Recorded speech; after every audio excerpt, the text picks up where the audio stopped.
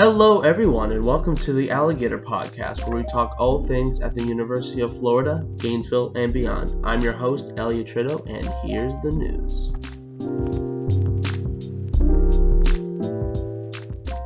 Two school campuses in Alachua County have experienced bomb threats. I interviewed Eve Thompson and Renee Hancock about the bomb threats at Santa Fe College and Buchholz High School. Here's the first interview with Santa Fe reporter Eve Thompson, which was recorded on September 17th at 1 p.m. Eve, thank you so much for joining us on the Alligator podcast. I was wondering if you could introduce yourself and tell us a little bit more about your role at the Alligator. Sure. So my name is Eve Thompson, and this is actually my second semester on the Alligator. Last summer, or this past summer, I was a news assistant on the university desk, and this semester I am a Santa Fe reporter. And basically what that means is I cover everything going on at Santa Fe. So everything from student life to what's going on with the executive board and the president, to issues that maybe faculty and staff are having. And I also provide weekly COVID reports. So that is my job this semester. Great, good to know. And a big reason I have you on today is because of your recent publication on the Alligator, which is that the Santa Fe reopened Wednesday after receiving two bomb threats. And I was curious if you can tell us more about what happened. Sure. So I had received a text from my editor on Tuesday evening saying that his roommate, who was a Santa Fe student, had gotten this robocall from Santa Fe College saying that all Tuesday evening classes were canceled. And so the first thing I did, I was like, what the heck is going on here? So I had to email Jay Anderson, who's the communications manager, our spokesperson at SF, who had sent out an email that night with basically nothing. They basically had said, the first email they sent out was Santa Fe College received a non-specific bomb threat via phone call. And college officials wanted to close the college campus to give law enforcement a chance to continue their investigation. And at that point, they didn't really know anything. So I had been emailing different people. I was emailing everyone I could. I was searching through social media for student reactions. And then finally, at around 9:30, 10 that night, we got another email saying that at 3:22 p.m. on Tuesday afternoon, the college had received actually two anonymous bomb threat phone calls to their contact center at the Northwest campus. The Northwest campus is the main Santa Fe's main campus. So they have no idea right now who sent those bomb threat phone calls. But they did say that once they had received those phone calls, the officials had worked with, I guess, the SFPD and also local law enforcement to check for any suspicious devices on campus.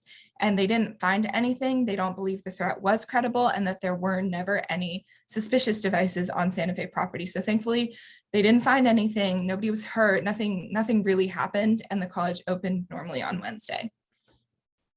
Okay. And I was wondering if you could tell us more about anybody who was there at campus when that was going on.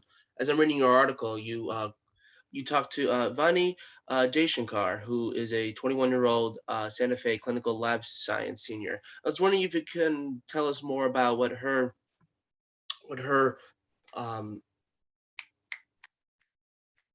reaction was when the bomb threat occurred, or threats rather, when the bomb threats occurred. Sure. So I found Vani on Facebook. She had reacted to, so Santa Fe puts out little like Facebook announcements, and they had announced the bomb threats and the closing of the campus on Facebook as well. So I'd found her through that.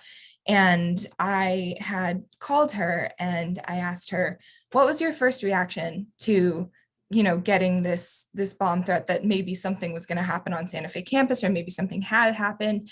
And she said her first reaction to that was that she wasn't surprised at all, which I found really interesting. So I asked her, I was like, why? I personally would be kind of freaked out hearing that was going to happen, or that, somebody had called in a bomb threat to my school. She said she was actually from Gainesville, and she graduated from Gainesville High School. So this whole bomb threat had happened, she said, and I quote, quite a few times at Gainesville High School while she was there. And her brother also went to a high school in Gainesville. And she said it happened a few times while he was in high school. So she said that she wasn't surprised at all and that she was feeling kind of fine about going back to campus, and that this wasn't a new thing for her. And she was like, you know, it's Gainesville. This is how things work in Gainesville. So it seems like a reoccurring issue that people just kind of get used to, including students and faculty. Wow, that's really interesting. So Eve, has there been any updates to the situation? Sure. So I emailed my contact, Jay Anderson at Santa Fe, both last night and this morning. And about 2 hours ago now, he responded saying that they are continuing the investigation at Santa Fe, but that he has no updates at this point. So I will definitely keep everyone updated on when the investigation is concluded and if there's any more information that comes out. And I'm curious to ask, do you know if how many Santa Fe bomb threats have there been this past year or so? Sure. So this is the first one this semester, definitely. And I don't believe there were any in the summer because our past Santa Fe reporter didn't report on any. I'm not sure about previously this year or in the past few semesters, but I did talk to Vani and I asked her that same question. I asked her, have there been any while you've been at the college? Because she said she's been at the college for 5 years, including 1 year taking dual enrollment classes. And she said that she doesn't remember any previous bomb threats ever happening at Santa Fe. So, Well, Eve, I just want to say thank you so much for taking the time out of your day and talking with us. Thank you so much for coming on here, and stay safe. thank you so much for having me, Elliot. It's been a pleasure. Here's our second interview with Copy Desk Chief Renee Hancock, which was recorded on September 16th at 10 p.m. Well, Renee, thank you so much for joining us on the Alligator podcast. I was wondering if you could tell us what your role is at the Alligator. Thank you for having me. My role at the Alligator is I'm the copy desk chief, and I've been with the Alligator for about 7 semesters. Great. And the reason I kind of had you on here today was to talk about one of your recent articles, which includes the recent bomb threats that are occurring at Buchholz High School. In your article, you mentioned that in the past month, the school has had 4 false alarms. I was wondering if you can provide us with like a little summarized story of what's going on with the Buchholz High School. Yeah, so starting on August 19th, I believe, Buchholz High School had its first of what was now 4 false bomb threats, where basically a 17-year-old was arrested right after my story was published. He had called into the school 4 false bomb threats. All of them, there was no explosive devices found on campus, but for each one, the students and faculty on the campus, which is about over like 3,000 people total, had to completely evacuate the campus for over an hour and a half, and it disrupted the school day all 4 times and led to thousands of dollars being used on emergency response. Now, I was just curious, is there any indication of why these bomb threats are occurring all the time? So that's kind of, something that is a little more complicated to answer. This isn't the first year that false bomb threats have happened at Buchholz High School. It's also not the first year that a student at Buchholz was the one making said threats. I think part of it might have to do with it just being the largest high school in the county. Maybe it just statistically might be more susceptible to things like that. But it also could easily have to do with maybe, the culture at Buchholz tends to be more affluent students. So maybe it's these students' way of acting out. I mean, I think that there could be a lot that goes into it. So I was curious if you could tell me what the energy was like at Buchholz High School from your sources that you interviewed.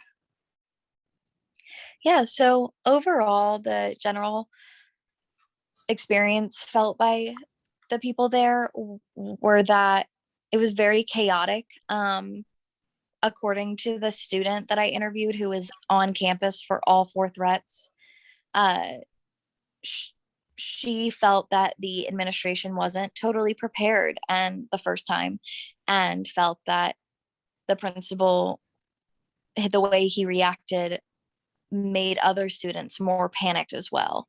And then, most people have had that I interviewed had the consensus that the second and fourth bomb threats were handled a little bit better. And then the third bomb threat, where everyone was evacuated to the football field and the students rushed the teachers and faculty, that one was just absolutely, that was just a complete mess. Overall, the people who I interviewed were just really frustrated at the situation and felt like their concerns weren't being heard. And the student who I interviewed really was worried over future campus security and if anything was going to change on campus because of these threats. What's something that led to the disorganization of the protocol of a bomb threat for school to handle? I think part of it, at least from what my sources said and the people who I interviewed said, is that there seems to be disagreement on the way the school's administration handled it. Whether that's the actual thing, I'm not sure. I think it's more of a personal opinion, but there is an agreement that the security on campus as it stands is not good enough. It's very easy to get onto Buchholz High School. You do not need an ID or some sort of photo verification to get into the school.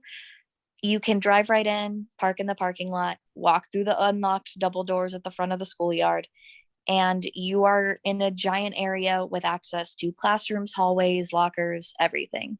I've been on Buchholz campus multiple times myself as a former student in Alachua County and since I've been in college, and you don't have to show who you are to anybody. One of the parents of a Buchholz student that I interviewed had the exact same concern and said that she's been able to get onto Buchholz High School twice now without anyone stopping her, asking her who she is at any point. Her son wasn't with her either time when they were, or the second time. She just walked in right by herself. And I think her quote that she told me, she said something along the lines of, "I could have gone and sat in a classroom if I wanted." So I think that overall, when you have a school that doesn't have campus security, and then you get into a situation where you need complete campus security, it can be hard to make that transition. But again, no schools in Alachua County are that strict. I went to Newberry High School. It was very easy to park on campus. There was no front gate. You could walk right in if you wanted to. The office was the first thing that you'd walk up on, but that's not the case at all high schools in Alachua County. It's not the case at Santa Fe High School. So I think it can be dangerous to have campuses that have such outdoor, large, open plots that you can really get in at any point. As you're saying this, I'm reading your article, and you mentioned that Captain Bell stated that there has been 7 bomb threats made in Alachua County since January, including the 4 at Buchholz. And it's something it's a bit distressing. And I was curious if we can talk a little bit about Jacki Johnson, who is the Alachua County Public Schools spokesperson. So I was curious. So what did Johnson reveal when you interviewed her? Johnson didn't reveal much. She was very adamant on the investigation being underway and information needing to stay private because of that. Overall, she wanted to reassure our readers that the school board is fully cooperating, or was fully cooperating, with Buchholz High School and ASO in catching the 17-year-old who was found to do this. But overall, Jacki just was kind of short and simple. They're helping ASO in their investigation. Their number one priority is catching the culprit and making sure that the campus is safe and that students and faculty are safe. But beyond that, she really didn't want to say much else. And as my last question, do you have any more new information regarding this case? Well, ASO did make an arrest, I want to say 2-3 days ago, of a 17-year-old who attends Buchholz High School. And in terms of where that is, if they're going through with being charged, where it's at in the trial, it was a very recent arrest, so nothing else has been made public. I do know, however, based off of my conversation with ASO spokesperson Kaylee Bell, making a false bomb threat is a felony, and you can be charged at the state and the federal level for it. It typically comes with fines up to $10,000. You have to pay restitution fees. And in the case of the 16-year-old, in the case of the 14-year-old, rather, in 2016, that made false bomb threats of Buchholz, he had to work tons of community service hours in addition to paying over $6,000 in restitution fees. And he wasn't allowed to, be a student at Buchholz anymore. I mean, those students, when they make those fake calls, they lose their entire high school experience, like all the next 4 years or however many years left in their high school experience. And then the rest of their lives, because they've committed a felony, are gone. Like, it's just completely wasted. Like, wow. So I think it's a really unfortunate situation that now twice in Alachua County, a student has had their life completely changed because they wanted to do something reckless and disruptive. Right. Well, Renee, I just want to say thank you so much for joining us on this episode of the podcast. Just thank you, and stay safe out there. Thank you so much for having me, and you too.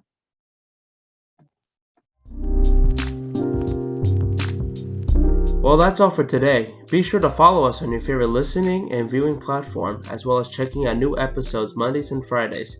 Thank you for listening. Stay safe and enjoy the rest of your day.